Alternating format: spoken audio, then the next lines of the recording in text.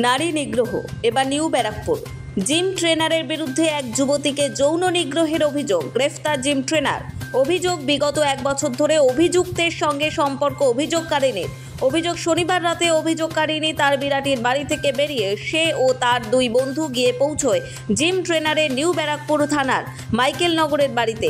সেখানে মদ্যপ অবস্থায় অভিযুক্ত যৌন নিগ্রহের ও ধর্ষণের চেষ্টা করে মহিলাকে। বাধা দিতে যাওয়ায় মারধর করে মহিলাকে। ওই মহিলার বন্ধু বাধা দিতে গেলেও তাকেও মারধর করে ট্রেনার। বন্ধুর সঙ্গে ছিল তার বান্ধবীও।